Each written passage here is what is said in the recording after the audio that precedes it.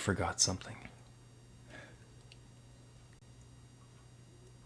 Where's that overlay thing?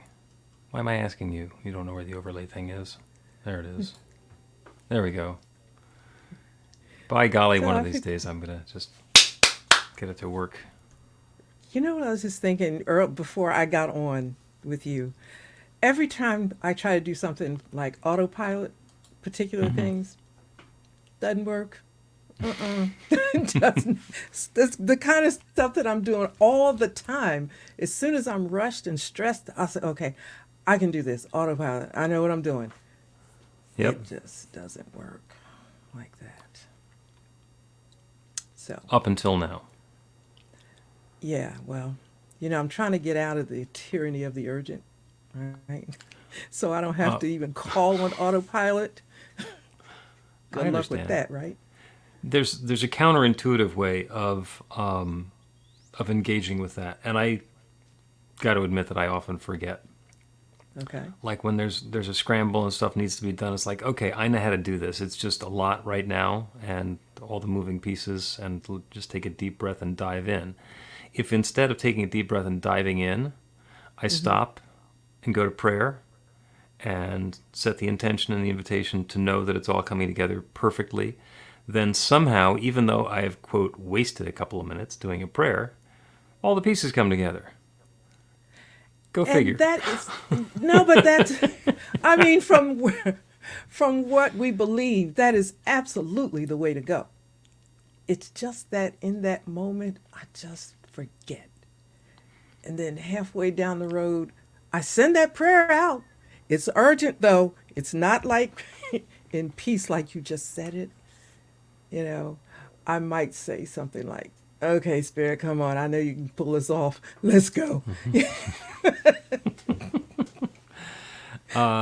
Yeah, and I mean, I was having a discussion with John Carn, who is the new dean of the Emerson Theological Institute, Mhm. and one of the things that it comes up a lot in the exams and questions and stuff is about our ability to turn away from form and condition to principle and infinite power. And the way that we were describing it back and forth is if the building is on fire, you put out the fire first and then do the prayer. And I pointed out that usually the way that we describe that is in the case of arterial bleeding, put on the tourniquet first, then do the prayer. Although one of our practitioners is a very accomplished wound care nurse, and she Mhm. can do both at the same time. I like to think that I can too. And John pointed out that, yeah, he'd probably be praying quite loudly while reaching for the fire extinguisher. I think I'm with him. Yeah. But you don't want to skip the practical part. But on the other hand, it's really important to understand that the ego that noticed what the problem is not necessarily the same faculty that's going to correct it. That's a lot of thinking, right? That's a lot. Oh, yeah. The bottom line is if you were teaching a class, you say, okay, this is what you do first. As soon as you figure out, or as soon as you know that you're in a situation, don't panic, do this. I Hmm. think that works Right. because, And the, I the overthink. yeah, the pithy phrase that I use is stop, drop, and pray. Which is the riff on what to do when somebody's clothing or hair is on fire. You stop, drop, and roll. In this case, you stop, drop, and pray. And that's dropping from your head into your heart to know that infinite creative power can create anything, is going to create a solution for this. Do the prayer and then go about patting out the rest of the flames. By the way, this is the Practical Prayer Podcast pre-show on New Thought Media Network. Thank you to everybody around the internet and the world for jumping in on our live broadcast, either the recording or the live one that we're doing now. In a couple of minutes, we're going to start recording episode number 108 of the podcast. Number 108. God, Doesn't seem like it. it doesn't. Just doesn't. It doesn't. I was in the pool swimming laps, and there's some young kid laying over swimming laps, and I thought, I've been swimming laps since I was younger than he is. That's a long time. That's a long time. I don't do laps, but I might try it. There's something. Yeah. There's something. I'm up for trying a lot of things now. Not that rock climbing thing, but other things. Don't say that. Don't say that. You're becoming an adept metaphysician. And as soon as you say something like that, the universe will start conspiring to say, oh, yeah? Yeah. That's got to be an episode. That's got to be an episode because I can't tell you how often I'll stop and say, you heard that, didn't you, Spirit? You heard it. Okay, I got you. I mean, it's just so real. It's so real and wonderful. Probably 20, 25 years ago for my birthday, I told everybody I don't want any more things. I have the sufficiency of things, but I'd like some experiences. Give me an experience. And for example, I said a yoga class or learning to rock climb and I listed 2 or 3 other things. And my birthday came along and somebody had gotten me sessions at the local yoga studio. Mm-hmm. And I thought to myself, that's nice, but I really wish somebody had gotten me rock climbing. And then I realized, wait a second, I'm a grown-up, I can take myself rock climbing. So I went to the local climbing gym and I took the introductory lesson. I said, oh, this is a good workout. I can see coming into the gym and doing some rock climbing every once in a while. Just indoors though. So I don't have any interest in climbing outdoors, and I certainly don't have any interest in owning all of that rock climbing gear. Well, whoops. So I was traveling on business a lot at that point, and I then grew into this tendency of whenever I was traveling on business, I would stretch the trip out over the weekend so I could go climb the crags that were near Portland, Oregon at Smith Rock and Bend, which is awesome. And right outside of Las Vegas is Red Rocks, and that's a spectacular place to climb. And we did business in Boulder, Colorado, and right there is El Dorado Springs Canyon and Joshua Tree. And I climbed Squamish once because I got invited to speak at a trade show in Vancouver. And for me saying, I'm never going to go climb outdoors, and there I am hiring guides so I can go climb in the mountains outside of Scottsdale, Arizona. And oh, by the way, I have a ton of climbing gear.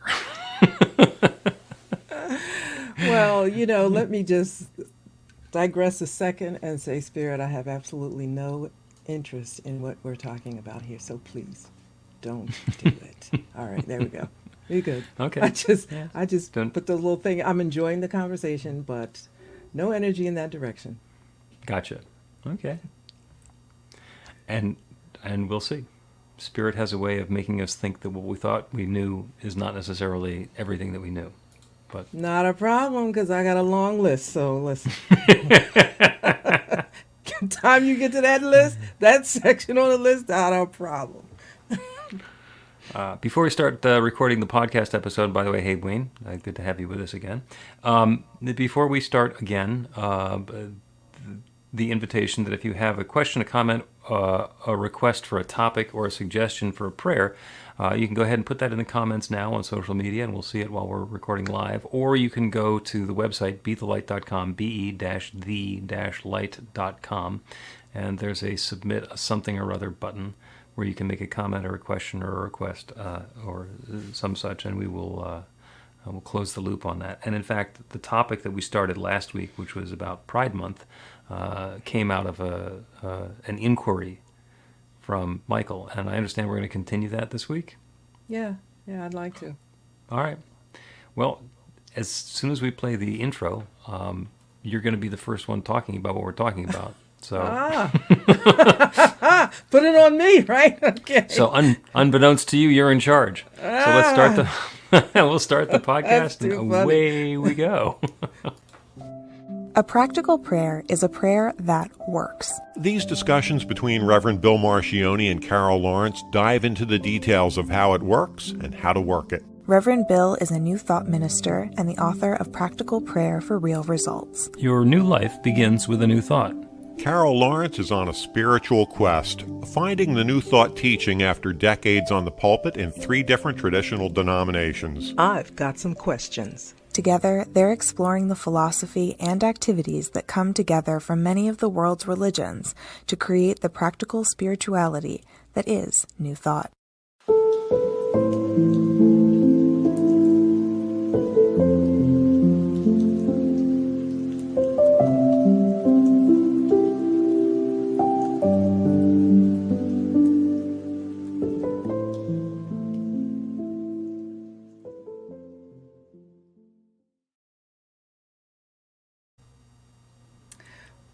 Welcome to the Practical Prayer Podcast. I'm Carol, here with Reverend Dr. Bill Marchiony, and we have an exciting, important, amazing discussion We today. do. Yeah. Last week, we were discussing Pride Month, and we were discussing the fact that it's still Pride Month, so we're going to still talk about that. Yeah, as I understand it, you got an email, and it was two bullet points in that email. One was the cohesiveness or the lack thereof in the gay lesbian community. And let me say this to all of our listeners that are part of that community. If I get some of the terminology incorrect, don't charge it to my head, but not my heart.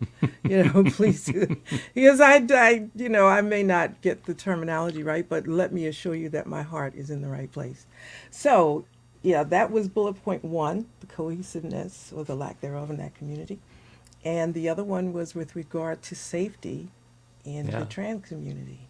And The, so, the trans community is currently under attack politically because it's very easy to other the trans community by making them seem different and less than, and of course when there's the mindset that we're in a zero-sum game, so if I make somebody else lower, it makes me higher. It doesn't actually work that way. If I make somebody else lower, then that just makes me the jerk who's making somebody else lower. And it doesn't raise my vibration or anything other than the power differential, so that I can beat them from higher ground. I can throw rocks down upon them from the top of a bigger mountain. yeah, last week we mentioned that I said, we got a nerve even talking about this because, we're straight and we have the audacity to think we can discuss something that goes on in a community in which neither of us have firsthand information. But I have since backed off of that thought because this is about the human family. Yeah. And no matter what our differences are, we are still connected in the human family. Each one of us are like human. We are an expression of God, creation of God at the core. So anything that comes out of that, we go back to the core and we can fix it. Now, I am accused of being overly optimistic and overly simplistic about things. I accept that. I do. But the Okay. basis of that is because I believe so strongly in the power of God. So when you mentioned those two bullet points, the first one was safety in the trans community. And I said, you know what? That one, please don't get mad. I'm going to use, for the lack of a better word, that's the easy one. Because as a matter of prayer, it's about protection against spirits and attitudes that are negative. Those prayers are in your book. Am I correct? Mm-hmm. They go for whether you're trans or not, no matter Yep. what. The power of God is able to handle all opposition that is opposed to itself and goodness.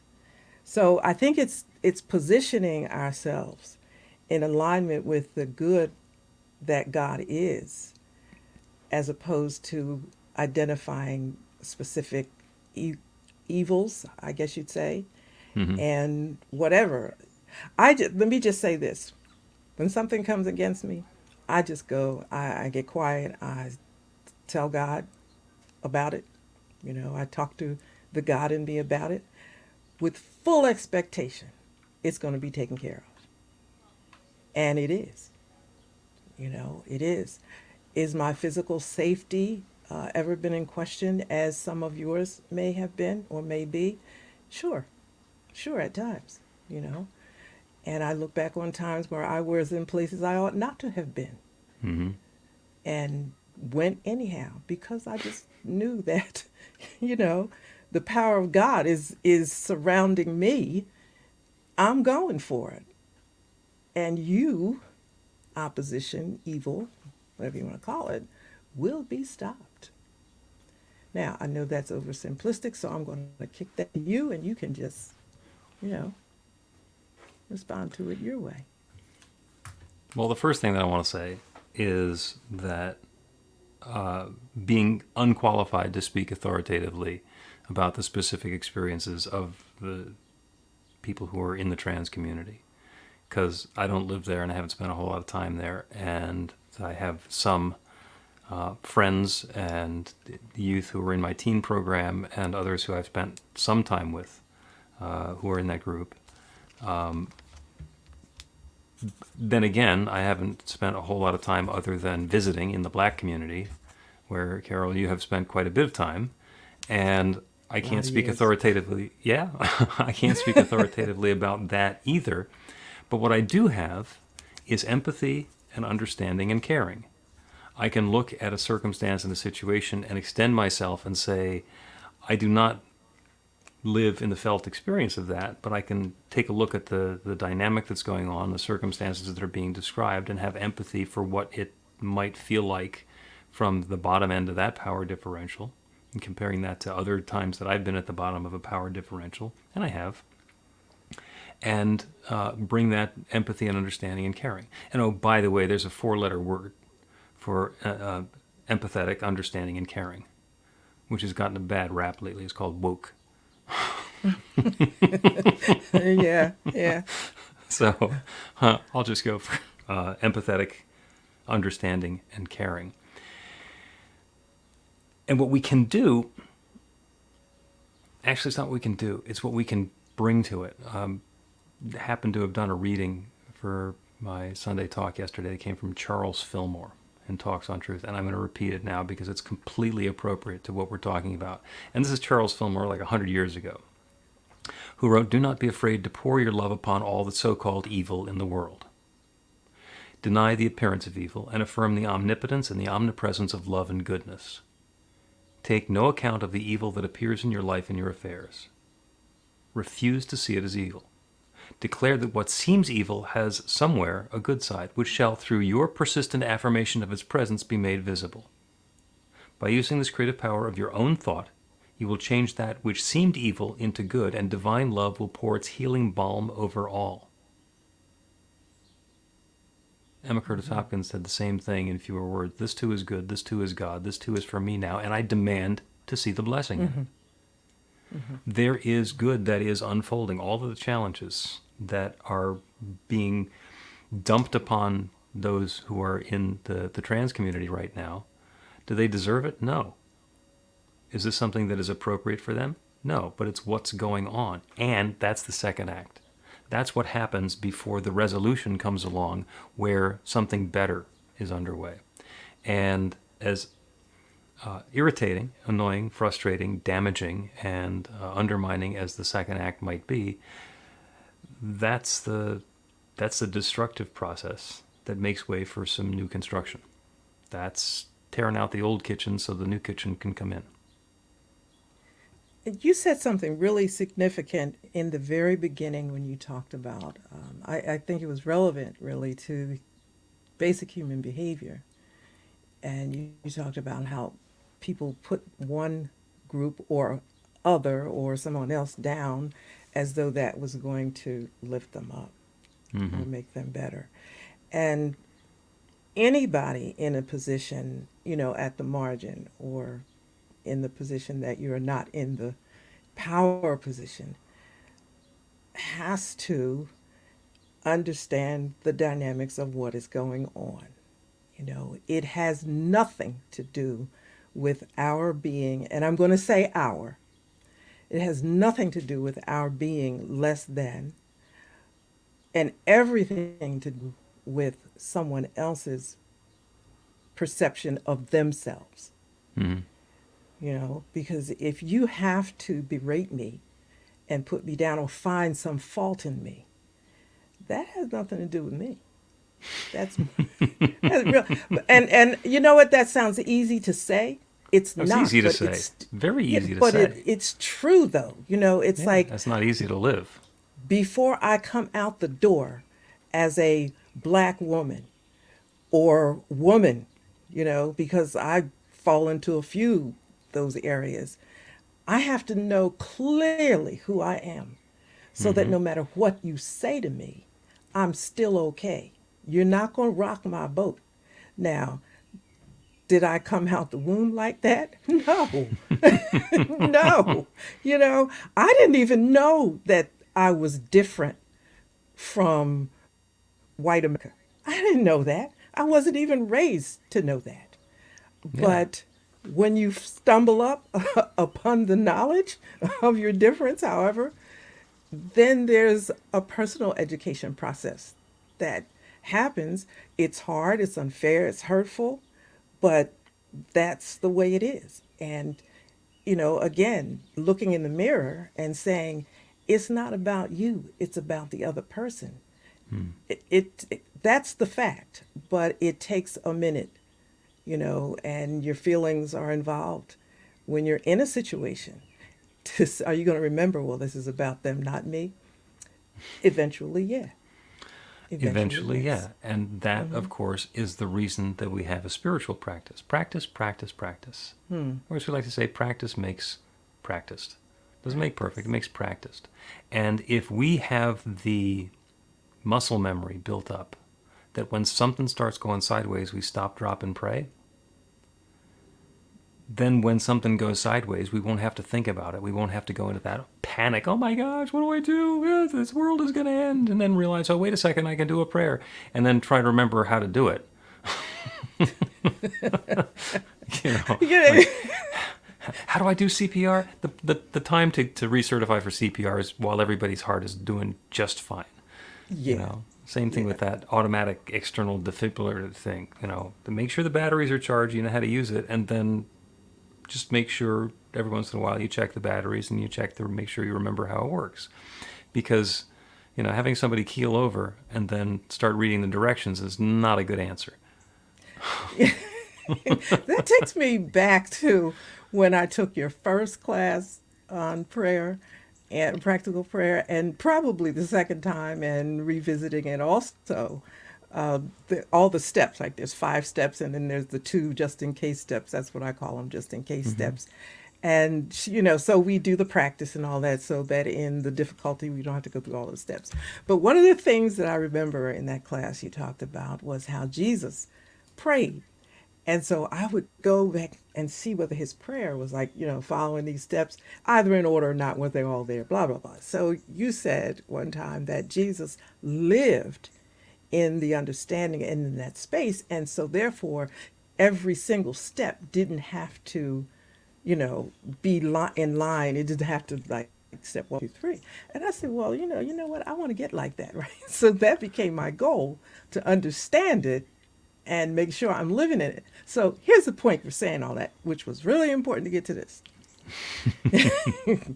The practice is understanding the steps of the practical prayer practice and all that, get it.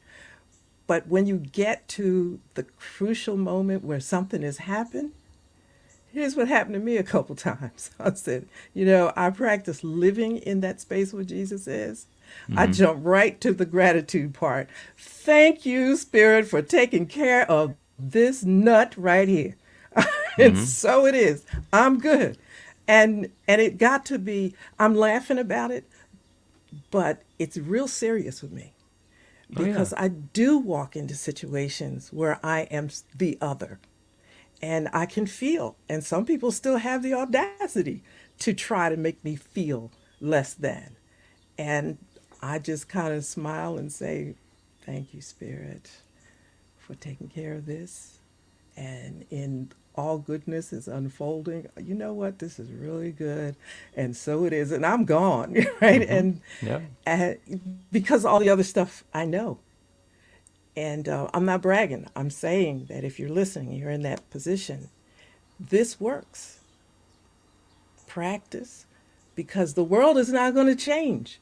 Nope. At least not in our lifetime. It's not going to change. The world is going to change. We just don't know how much, and we can't count on it. And so what we can do is be here now and invite in the change and have no expectation about when it's going to show up or what kind of, horse it's galloping in on. I can say this with great confidence. In my situation, it probably is not going to change significantly in my lifetime. Okay. It's come a little bit, but Probably. So I got to change to deal with the parts that are not going to change, so that those issues on the other side that hurt me will not hurt me, so that I can be what I Oh, came here to be. if you need the circumstances to change in order for you to be okay, they're not going to change. Right. If you can be Right. okay regardless of the circumstances, that's what Charles Fillmore was talking about, then that's a game changer. Let's take a break and invite everybody to take the class and learn the 5 to 7 steps of practical prayer and continue this discussion about the continuation of Pride Month.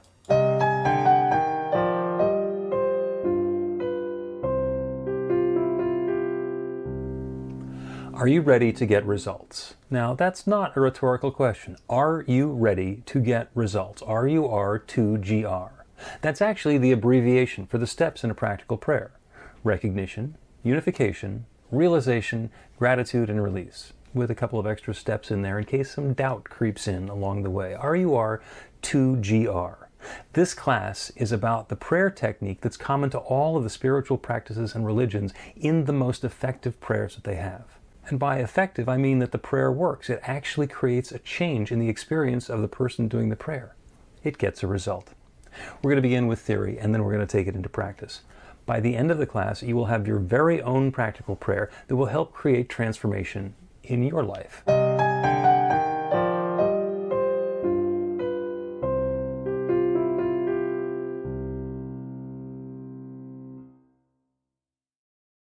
Welcome back to the Practical Prayer Podcast. I'm Carol, here with Reverend Dr. Bill Marchiony. We are having It's a kind of- wonderful conversation about what we started last episode, talking about Pride Month and the issues that go along with that. And I just wanted to jump in because we've got another class, a live class coming up starting on July 5th. It's going to be 6 Wednesday evenings. We're teaching it hybrid, so people can participate either in the Philly area or online. Works equally well. It's called Adventures in Spirituality, and it is going to be a ton of fun. We're basically recovering some quiet internal spiritual processes, some moving external spiritual processes and practices that we can do, and we're going to do some stuff like forgiveness work and also some quantum spirituality. So this is a smorgasbord of content stuff that we can do for the summertime. There's no prerequisites for it, so it is open to everybody. And the information is on the website at newthoughtphilly.org. It sounds so exciting. It is going to be a fun class. I outed myself. I started talking about quantum spirituality yesterday. I've been a science geek for so much of my life that I've really kept the quantum physics at arm's length when it comes to its overlap with spirituality, because I just would get so wrapped up in my head, and people would sit in the class going, he's such a geek. But I think I've gotten to the point where I can keep it in balance. So we're dipping our toe. It's actually probably the second or third time into the quantum physics and quantum spirituality, and the way that we're creating our experience, and that science actually kind of says the same thing that our spirituality says now. About 6 years ago, I was taking a graduate course in science and religion, and had a little bit of a notion about it, and really kind of I see the intersection. So I thought, let me see how it is on a formal basis. And I got in this class, right? It was completely overwhelming at first, because I realized how little about science I knew, right? Thought I was. So my husband is a science major, and he's all into that. So he helped me with that piece of it. And, to me, it's really an exciting marriage of philosophy that it's like God is right in it. And I don't want to take us away to another subject, but yeah, God is right in it. I don't You see saw the what I was trying to do, separation. right? Try to change the subject and drag you into a rabbit hole. And Well, you're so resistant. That was this good. time. That was good. Well, because the subject we're on I think is just so important to some people, and I'm highly sensitive to this, highly sensitive, and just want everybody to be okay. I can't fix it, I can't, but I really know. I think I know what that kind of discomfort feels like. And Yeah. you know, there, and the way I relate to it, obviously, is because of being black in America, and there was no one to help with the adjustment, the mental and emotional adjustment to the truth of what that is. And so when this issue came to the fore, personally, I just related to it. Now, let me tell you this, so you'll make no mistake. Every African American person does not agree that the issue is the same. Right. So, No, so there is not cohesion in the community. there is not, but I believe it and I stand on it. So when I get a chance, I'm thinking, because I'm about like the humanity of us all being expressions of God and creations of God. And to me, once I state that argument, there is nothing that can beat that. So, I go from that point. And God, who is no respecter of persons, for those who are Bible heads, for God, who is no respecter of persons, you have no argument. So if you step outside of the Bible, every argument falls apart when it comes to who we are and our humanity and our relationship with each other.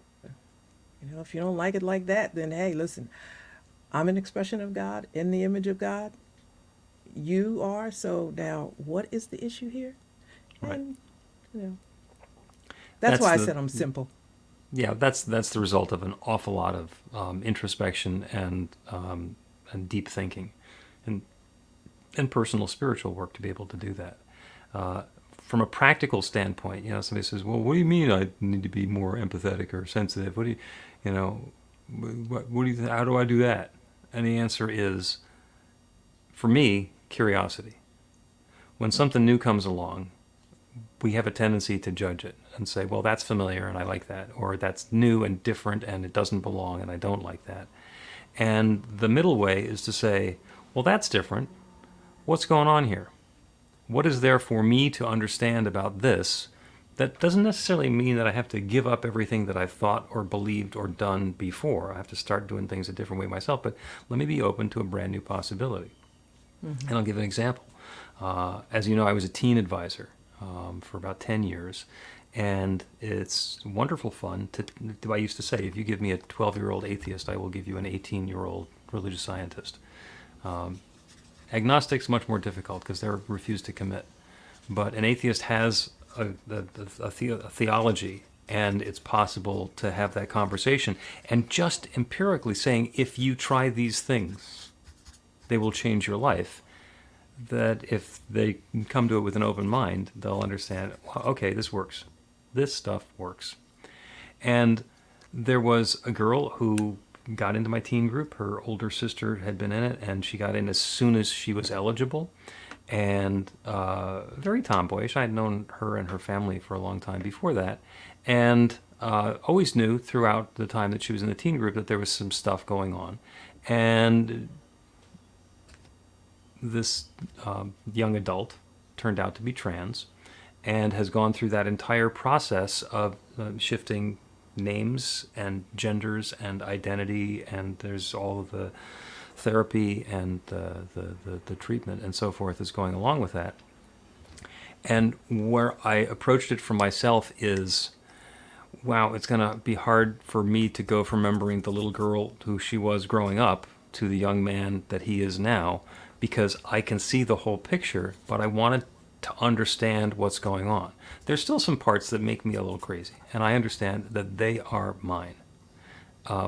One is how frequently trans young adults change their names. And it just happens a lot. So they'll say the name, and it used to be a different name, and this young man has now gone by 3 or 4 different names. So it's always, who are we talking about? Even when I'm talking to his dad. Oh no, that's the name that he's going by now. It's like, okay, I don't need to understand it.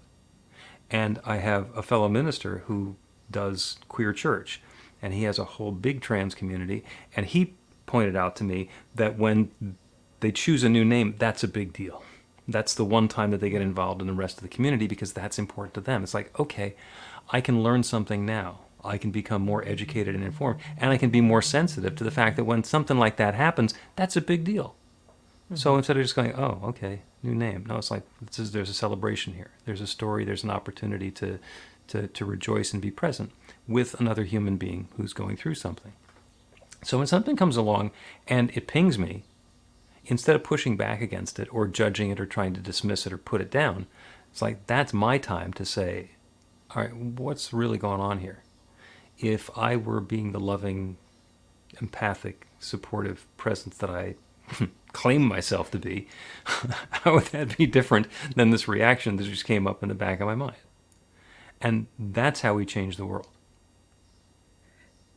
I'm going to quote someone. I don't remember who this is at the moment, but it says that which we don't understand, we seek to destroy. Mm-hmm. And I remember reading that when I was really young. And to me, understanding is really important. Because if there's an issue in front of me, it's there. I mean, I don't try to figure out how it shouldn't be there. I want to understand what's going on before I have an opinion. And when you delve into trying to understand something, then your opinion kind of is unimportant. Where in the beginning it's unimportant anyhow, you know. But I just want to understand you so that I don't hurt you and that I'm not being stupid, you know, because I don't want to be stupid either. So I think it takes huge courage to be transgender. That's a huge decision. Yeah. Because you're going up against a lot, you know, not just what society says or think, but family. And, you know, you're stepping out into what might be aloneness. And, you know, also with others that are in fear and alone and all of that. So I think, first of all, you got to understand what people are risking to be who they are.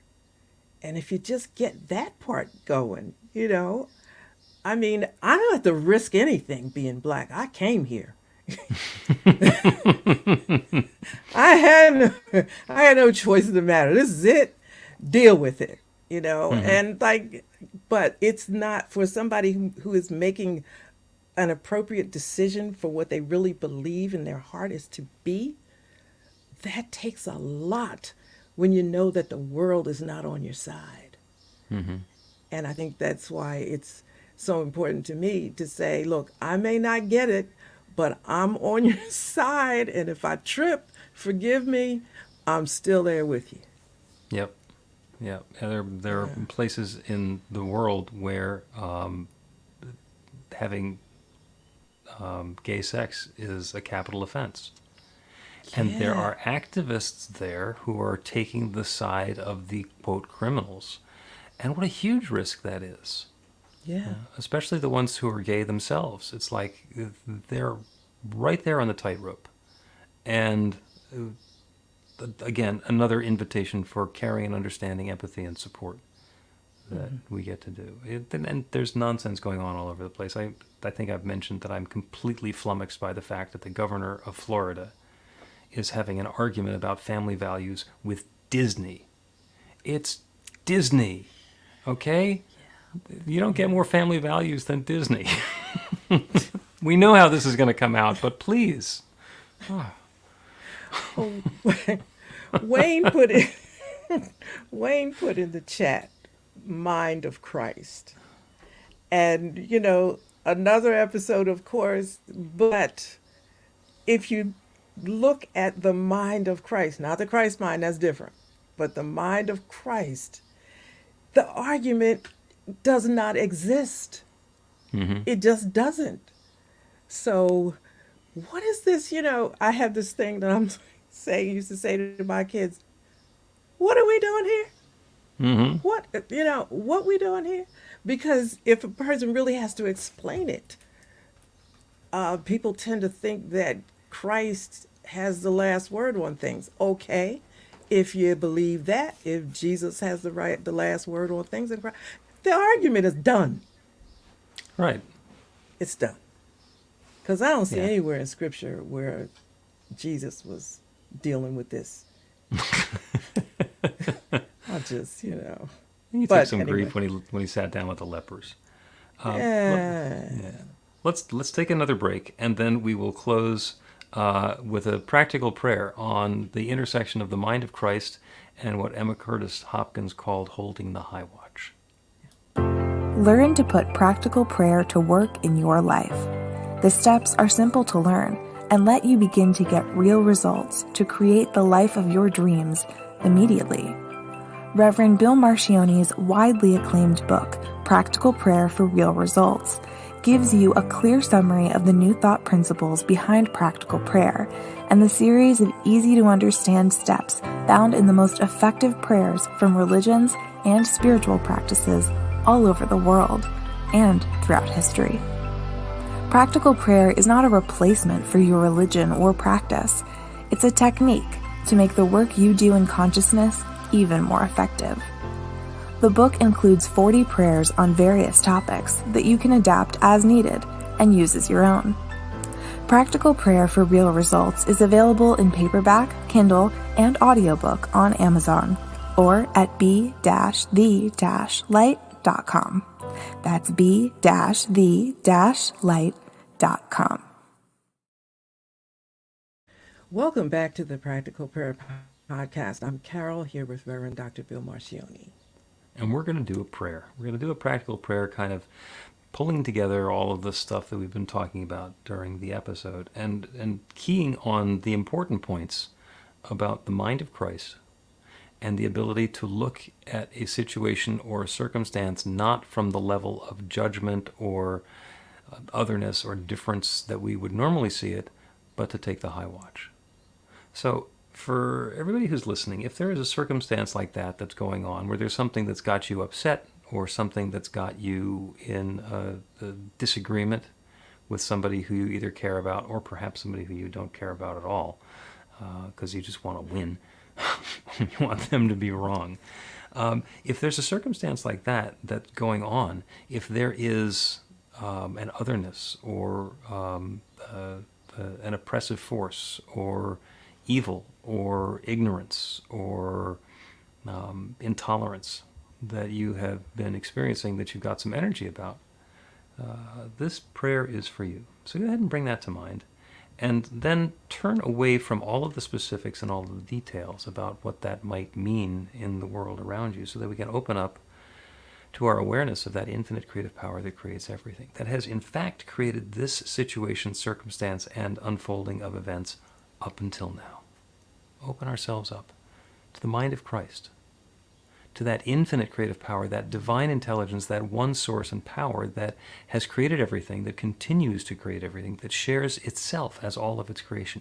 Everything is that one presence taking its own particular form. That everything includes me and each one within the sound of my voice. Each of us a divine and perfect expression of God's infinite good. And the experiences that we're dealing with are also an expression of that one infinite presence, that divine love unfolding in its own way. And it's easy when it's easy to see the love unfolding. It's easy when it's a wonderful summer day or a bunch of puppies licking a kid, or pick your scenario of when it's easy to see that divine love unfolding. And the truth is that if that's what's happening ever, that's what's happening always. So that is what's happening even in the challenging situation. There is something good available here. There is some way that when seen from a different perspective, that which seems to be evil is either an opportunity for newness and goodness to unfold, or the spark that's bringing that newness and goodness about. So we now take the high watch. We elevate from the level of experience where we spend all of our time. We rise above it, understanding that this too is love unfolding, and we invite the awareness of what that good might be. We switch our minds to the mind of Christ. When Christ looked at anything, it was with love. How could this possibly be love unfolding? What good is available for me, for us, here, now? And as we let go of our judgment, as we let go of our insistence that we hold on to things the way that we've understood them previously, as we open up to something new, more love, more good, more joy, more harmony, and more possibility is opening to us. The good is available right now to each of us individually, to all of us together. And as we invite in that good, the transformation happens on a personal level, on a local level, and on a global level. As we invite in more love and more light, then there is a tendency for the world to be filled with more love and more light. And that's what's going on now. That's what I am claiming now. And I know that this good is happening right now. And I'm grateful for it. I'm grateful for the good. I'm grateful for the willingness of each one within the sound of my voice to engage in this process, to let go in even the tiniest way of attachment to being right about the meaning of things that have happened up until now, and to open up to that new possibility of love unfolding. And so with gratitude for all of this good that's already in progress, I speak this word and I release it into the same creative law that always says yes, and I know it's once again saying yes. And so I let it be. And so it is. The Practical Prayer Podcast with Reverend Bill Marchiony and Carol Lawrence is a production of BeTheLight.com, be-the-light.com, where you can find more information about practical prayer for real results. Our theme is by Music of Wisdom. You can learn about the spiritual community of New Thought Philadelphia with daily guided meditations, Weekly celebrations of spirit, and Reverend Bill's classes in practical spirituality at newthoughtphilly.org.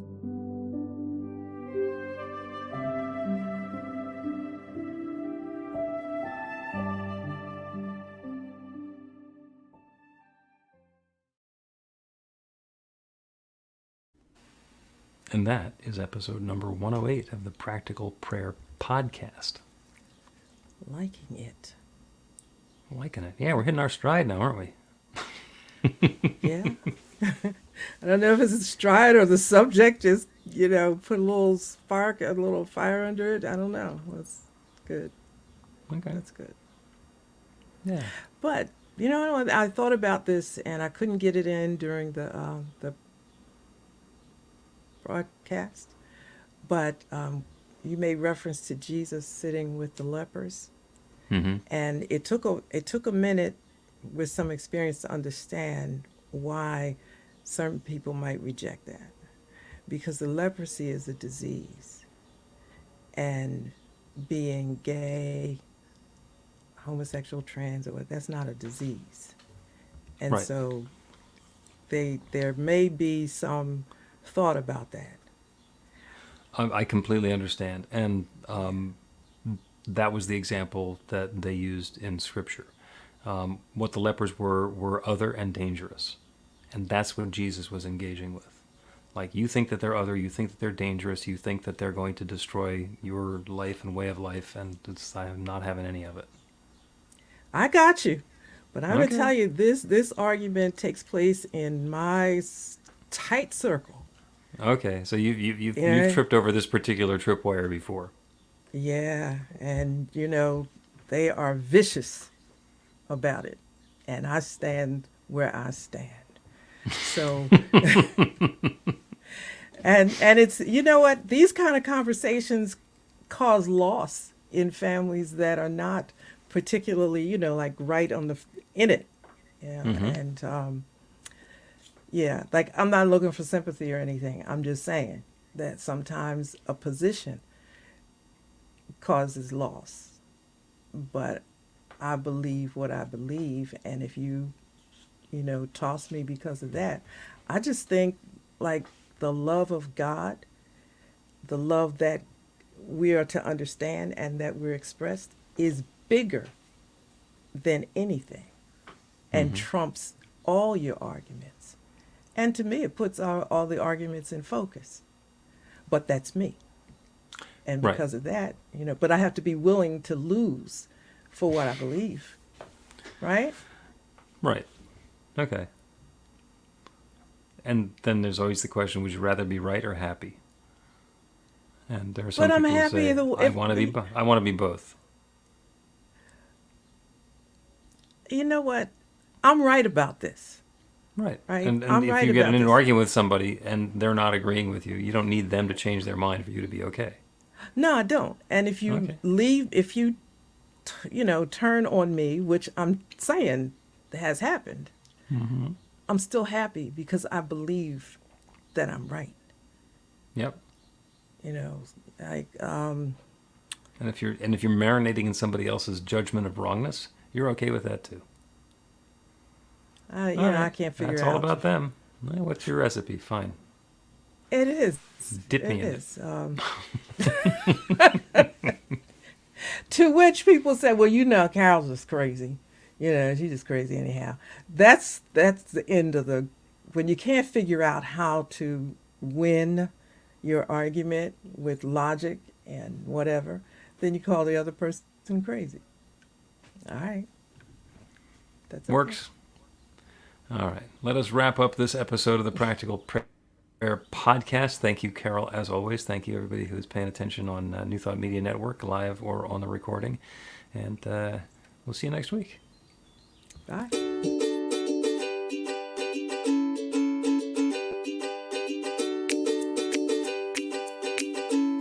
Thank you, Center for Spiritual Living Denver, for your continued support. Thank you, Center for Spiritual Living Midtown Atlanta, for your monthly contribution.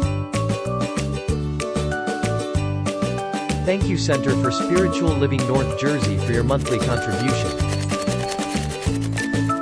And please help us welcome Om Center for Spiritual Living in La Mesa, California. Thank you for your monthly donation. Thank you, Center for Spiritual Living Seattle, for your most generous donation. And a special thanks to Hefferlin Foundation for your generous technology grant.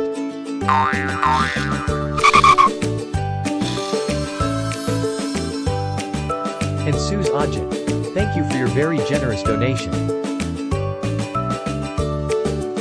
And a super special thank you to Dr. Tracy Brown, RSCP. Thanks for being a super donor. And a big shout out to all our committed donors.